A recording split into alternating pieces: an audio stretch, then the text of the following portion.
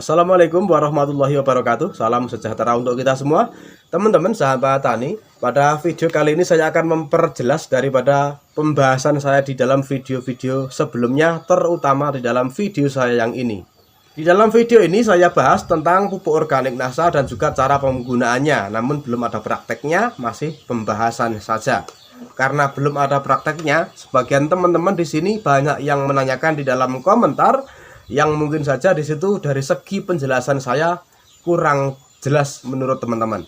Maka di dalam video ini saya akan memperjelas daripada pembahasan tersebut.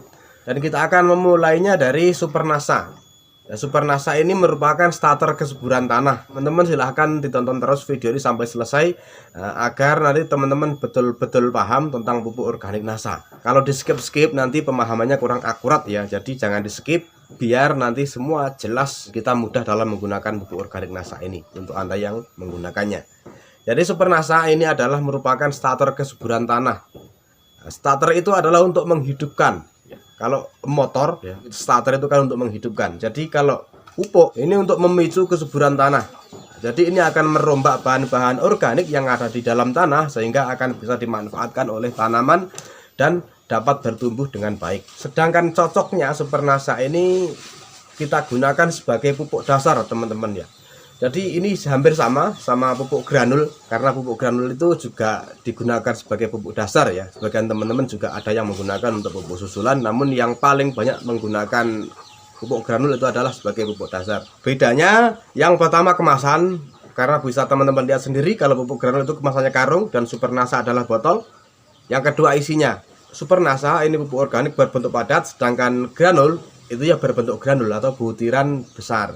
Ya, sedangkan penggunaannya juga berbeda. Kalau granul itu kita taburkan, kemudian Super NASA untuk penggunaannya sendiri kita larutkan dalam air dulu, baru kita gunakan. Sedangkan yang ketiga perbedaannya yaitu kalau granul itu lebih cenderung untuk penggemburan tanah. Ya, jadi kalau kandungan sih rata-rata yang di dalam pupuk organik NASA itu semua hampir sama. Manfaat dan kandungan itu semua baik itu Super NASA, granul, POC NASA, Green Star dan lain sebagainya itu rata-rata kandungannya semua hampir sama. Hanya ada yang beda dengan presentasi masing-masing kandungannya di situ. Nah, di situ kalau pupuk granul itu lebih bagus untuk penggemburan tanah. Karena dengan bentuknya yang granul itu akan bisa mengkeroposkan tanah sehingga akan menjadi gembur dan penyebaran akar akan bisa maksimal. Nah, ini pupuk granul. Kemudian kalau Super NASA ini untuk pembenah tanah. Nah, terkadang lahan yang akan kita tanami dari penggunaan pupuk sebelumnya itu masih sisa. Jadi kalau kita menggunakan pupuk NPK, pupuk kimia, itu tanaman tidak bisa menyerap 100% daripada pemberian pupuk kita. Sisanya akan mengendap di dalam tanah sehingga tanah akan menjadi asam, kemudian tanah akan mengeras dan lain sebagainya. Dampak-dampak negatif lainnya. Ya, Super NASA ini akan menetralkan atau menetralisir itu semua. Makanya sebagai pembenah tanah dan juga starter kesuburan tanah. Namun Super NASA dan juga granul selain dapat digunakan untuk pupuk dasar, ini juga dapat kita gunakan sebagai pupuk susulan atau pupuk lanjutan. Namun kalau saya merekomendasikan untuk pemupukan susulan atau pemupukan lanjutan itu menggunakan POC NASA dan hormonik. Apa POC NASA dan hormonik? Ketika masa pertumbuhan, tanaman itu membutuhkan kandungan N atau nitrogen yang lebih banyak. Nah, sedangkan POC NASA ini kandungan N-nya ini lebih banyak daripada Super NASA. Di sini di dalam kemasan kita bisa melihat kandungan unsurnya. Kandungan N-nya daripada Super NASA ini adalah sebanyak 1,86%, sedangkan kandungan N yang terdapat pada POC NASA ini adalah sebanyak 4,15%. Berarti kandungan N-nya atau nitrogennya ini lebih banyak POC NASA daripada Super NASA.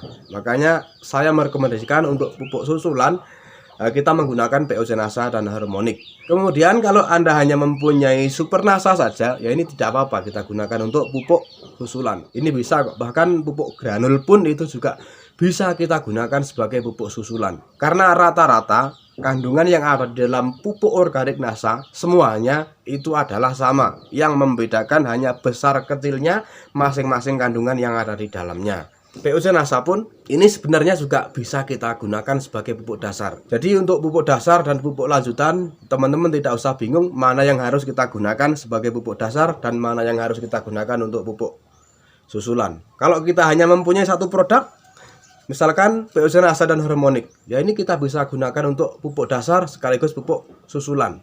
Kemudian kalau kita hanya mempunyai super NASA, ini juga bisa kita jadikan pupuk dasar, kemudian juga pupuk susulan. Jadi tidak usah bingung lagi mana yang harus digunakan pupuk dasar, kemudian mana yang harus digunakan untuk pupuk susulan.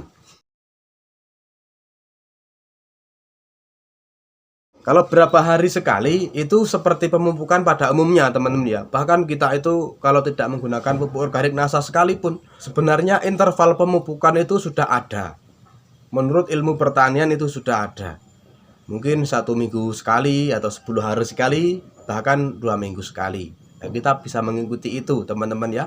Jadi kita bisa mengikuti jadwal pemupukan yang sudah ada. Misalkan kita bisa memberikannya sebanyak 1 minggu sekali, atau 10 hari sekali, atau 2 minggu sekali. Namun itu semua juga menyesuaikan dengan jenis tanaman yang kita pupuk. 1 minggu sampai 2 minggu sekali itu tadi berlaku untuk tanaman pangan dan tanaman hortikultura. Namun berbeda dengan tanaman musiman atau satu musim itu bisa kita lakukan pemupukan sebanyak 1 bulan sekali. Kemudian untuk tanaman kehutanan dan perkebunan kita bisa melakukan pemupukan sebanyak minimal 6 bulan sekali atau 3 bulan sekali. Dan itu pupuk apa saja yang kita gunakan mestinya sama untuk interval pemupukannya. Ini ya tetap seperti pemupukan pada umumnya teman-teman ya.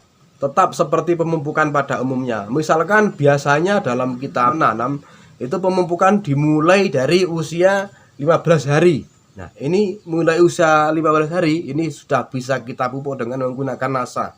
Dan karena pupuk organik NASA ini pupuk organik teman-teman ya. Mungkin walaupun masih terlalu muda, ini kita berikan tidak apa-apa. Tidak akan membahayakan untuk tanaman Anda. Karena ya itulah perbedaan antara pupuk kimia dan pupuk organik. Kalau pupuk kimia mungkin di situ karena sifat kimiawi bisa membahayakan tanaman. Kalau ini pupuk organik jadi aman untuk kita gunakan.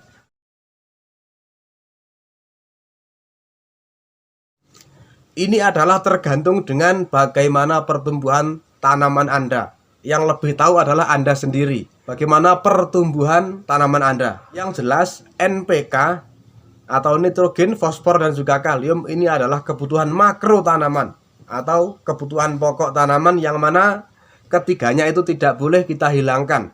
Sedangkan yang ada di dalam pupuk organik NASA, unsur makro yang ada di dalam pupuk organik NASA masih terbilang kecil teman-teman ya. Sedangkan yang besar itu adalah kandungan mikronya atau bahan-bahan organiknya.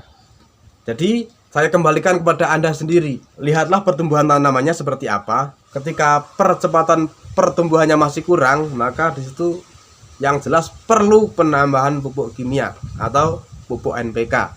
Karena pupuk NPK itu adalah kebutuhan makro tanaman, kebutuhan pokok tanaman, sedangkan bahan-bahan organik itu adalah kebutuhan tambahan atau kebutuhan mikro. Dan yang paling banyak di dalam pupuk organik NASA itu adalah unsur mikro, bukan unsur makro.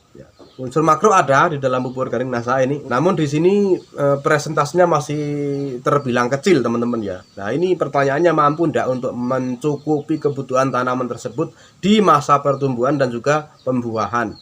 Nah, sedangkan untuk tanaman apa saja ini ketika dia masih masa pertumbuhan atau fase vegetatif ini membutuhkan kandungan N yang lebih banyak. Sedangkan yang terdapat di dalam pupuk organik NASA ini berapa kandungan N-nya. Kemudian untuk masa pembuahan atau fase generatif ini membutuhkan fosfor dan juga kalium lebih tinggi. Nah, di sini bisa kita lihat berapa saja kandungan P dan juga K yang terdapat di sini. Ini mampu tidak untuk memenuhi kebutuhan makro tanamannya. Sedangkan di dalam pupuk organik NASA ini adalah yang terbanyak adalah unsur mikro. Tanpa pupuk organik tanaman itu sudah bisa subur sebenarnya teman-teman ya. Kita menggunakan pupuk NPK saja sebenarnya tanaman itu sudah bisa subur. Namun kenapa kita menggunakan pupuk organik?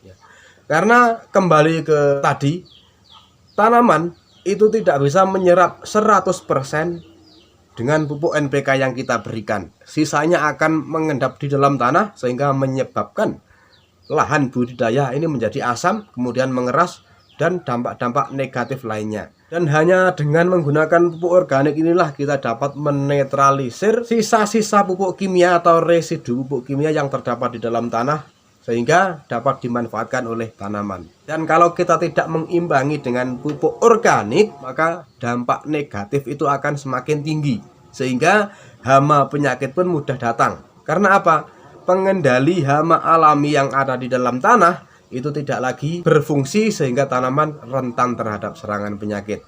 Kemudian yang belum kita bahas tadi ada power nutrition. Ini juga sering sekali ditanyakan power nutrition. Jadi power nutrition ini adalah khusus untuk merangsang pembuahan ya. Sebenarnya kita tidak menggunakan power nutrisi pun tanaman sudah bisa berbuah ya.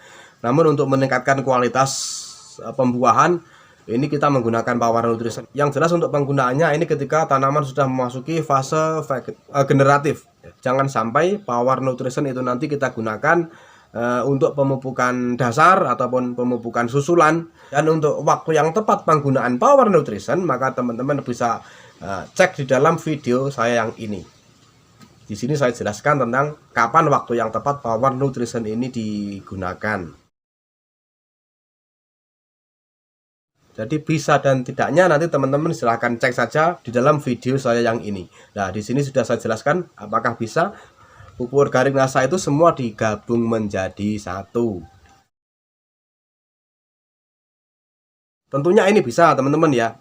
Tentunya ini bisa karena saya juga pernah menggabung pupuk organik NASA dengan pupuk kimia dan hasilnya juga bagus. Nah, seperti apa cara penggabungannya maka teman-teman silahkan simak saja di dalam video saya yang ini. Ya, di sini saya jelaskan tentang tata cara menggabung atau mencampur pupuk organik NASA dengan pupuk NPK. Dan tentunya kalau digabung dengan pupuk kimia saja bisa, apalagi dengan pupuk organik ya teman-teman ya. Pastinya kalau kita mempunyai pupuk organik yang lain, misalkan buatan kita sendiri dari air kelapa atau air hujan, kemudian air cucian beras, kemudian serabut kelapa seperti yang saya bikin kemarin.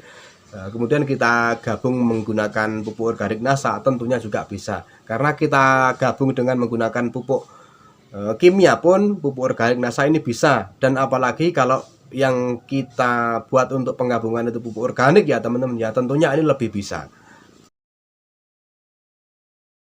Untuk penyemprotan, terutama penyemprotan pupuk ini teman-teman ya, usahakan kalau kita menyemprot itu stomata daun sedang terbuka atau mulut daun sedang terbuka, yaitu pada pagi hari. Yang penting siang hari teman-teman ya. Kalau kita memberikannya pagi itu jam 10 ke bawah, kalau kita memberikannya sore kita bisa memberikan sekitar jam 2 ke atas. Namun rekomendasi saya untuk teman-teman ketika kita menyemprot, terutama penyemprotan itu pupuk, itu gunakanlah di pagi hari saja, yaitu jam 10 pagi ke bawah. Namun kalau penyemprotan ini nanti akan digabung dengan menggunakan pestisida, maka gunakanlah di sore hari, yaitu jam 2 ke atas, itu agar pestisida tersebut langsung mengenai hama sasaran ya, karena biasanya hama itu akan menyerang ketika malam hari, dan ketika sore hari maka bersiap-siap untuk menyerang tanaman. Makanya disitulah waktu yang tepat untuk penyemprotan pestisida, walaupun disitu kita gabung dengan menggunakan pupuk.